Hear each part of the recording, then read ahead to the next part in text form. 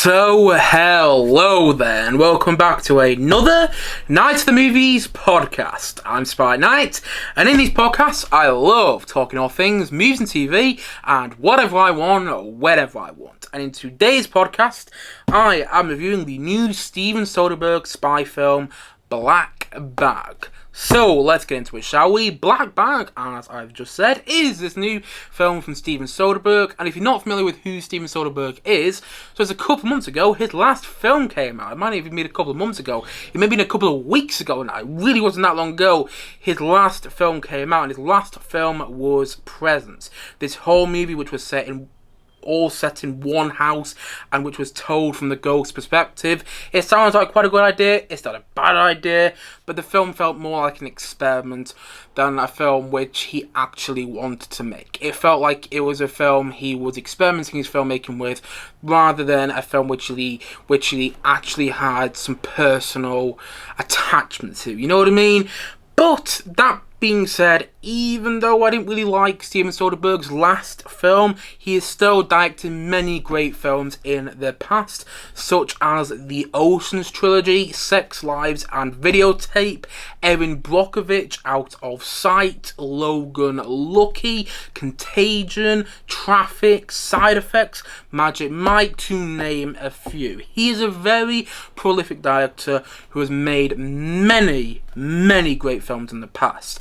And that is why I was excited to see this film, because one of the reasons I was excited to see this film, one of the reasons I was looking forward to seeing this, because it's directed by Steven Soderbergh, who is a great director.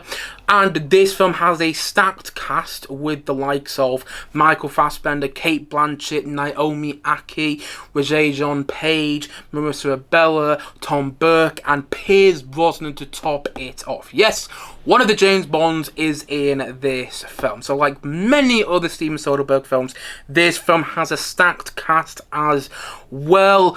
And the trailers intrigued me, and I was hoping for a different kind of spy film with this movie. Because a lot of spy films I've watched in the past, not all spy films, there's some James Bond movies I love, there's some Mission Impossible movies I love. I think Tinker Tailor Soldier Spy is a very interesting movie, and there's plenty of other spy films that I just can't think of off the top of my head right now, which I also really like. But a lot of spy films don't really work for me though, because they feel a bit too generic, and I was hoping, they feel like they're all kind of the same, and they don't engage me too much, and I was hoping for a different kind of spy movie when it came to this film. So yes, I went into the cinema yesterday with an open mind, hoping to be surprised by this film, and the Google plot synopsis of the film goes as follows. When his beloved wife, Catherine, played by Cate Blanchett in this film, is suspected of betraying the nation, intelligence agent George Woodhouse, played by Michael Fassbender in this film, faces the ultimate test: loyalty to his marriage or his country. And that's pretty much all you need to know about this film before seeing it. And here's the thing. There's a lot of spy movies which aren't really for me, and this is no exception. This film did not work for me. It felt, again, more like an experiment for Steven Soderbergh rather than a film they actually wanted to make, and it didn't feel like a film which he had a big personal attachment to. Again, it felt more like an experiment, and it felt like, oh yeah, I'm going to shoot this film over 2 months, and I'm going to shoot it the way I want to shoot it, in this slick and stylistic way, and it is a very well directed film. I'm not saying it isn't, you know, Steven Soderbergh makes the directing this film look easy, and I can tell you now, it's not. The way the camera moves in the film, the way it's directed, there's a style to it, which I found which I was in awe of, in all honesty. But at the same time, going back onto what I was saying before, it felt more like an experiment. It felt like he was going to, like he set out to make this film in 2 months, and that once the film was over, it's going to be like, hey, that was a good experiment, I enjoyed making that, now what's next? That's what it feels like. It doesn't really feel like a film that he wanted to make. It didn't feel like a film he had a big personal attachment to, because it doesn't really have a good heart, in my opinion.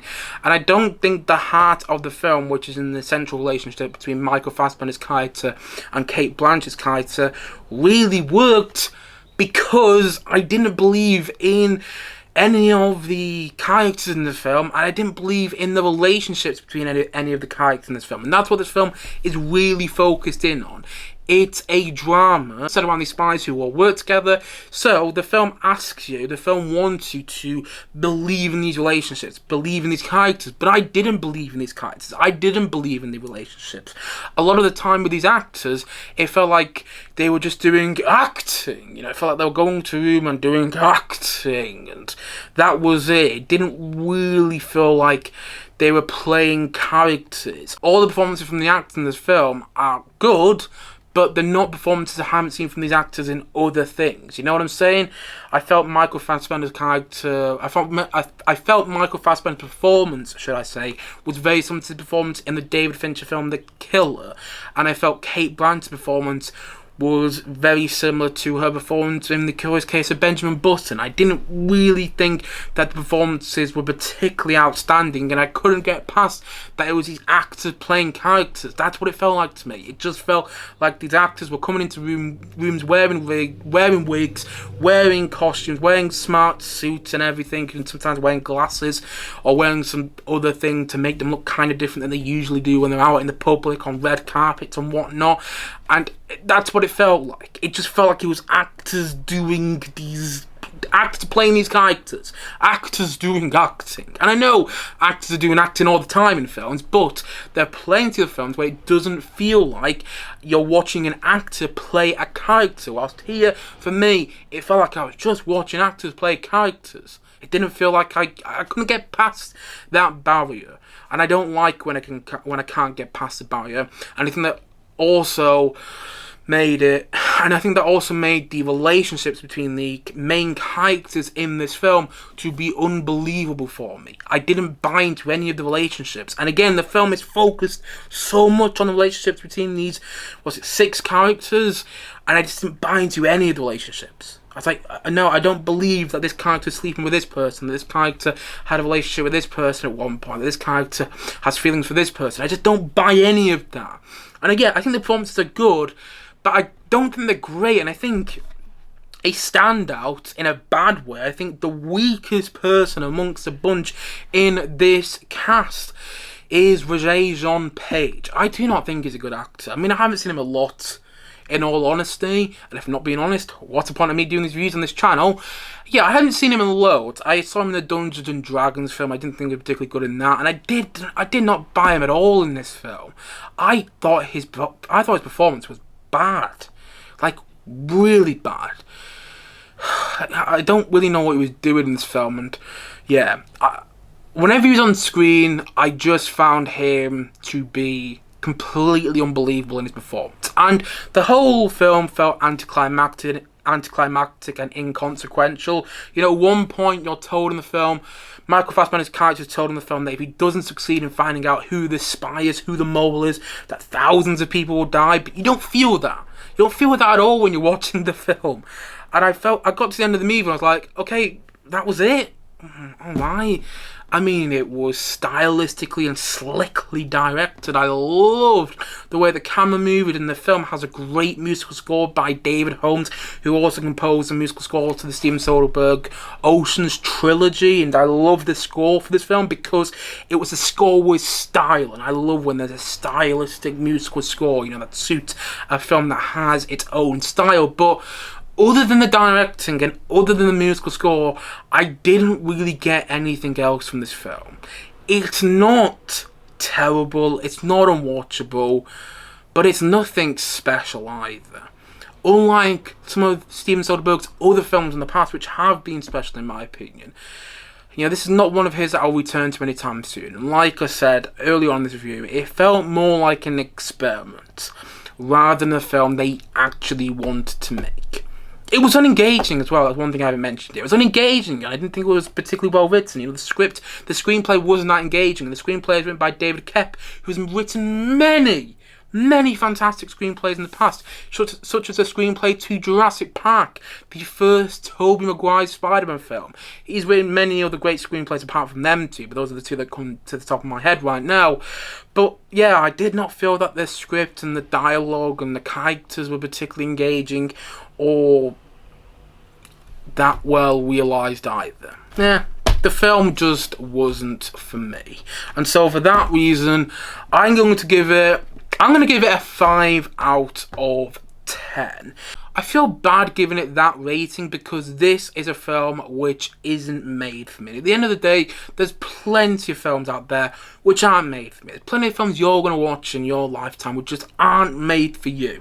And that's totally fine. And this is one of those films which aren't made for me. But like with anything I review on this channel, I want to give this film a rating because, well, that's what I always do in my reviews. So yeah, I'm going to give it a rating of 5 out of 10, but at the end of the day, this film wasn't really for me because I just didn't buy into any of it. You know, again, it felt more like an experiment. And, you know, I don't like when films feel like an experiment. I like it when a film completely immerses you and you don't feel like you're just watching actors do performances. You totally buy into the circumstances of the film you're watching. And I didn't buy into any of the circumstances of the film, any of the relationships, and any of the characters. I found the film to be quite an unengaging watch. But hey, that's just me, and what do I know? And so, all in all, as I've already said, and as I'm going to say once more in this podcast today, Black Bag is a 5 out of 10 from me.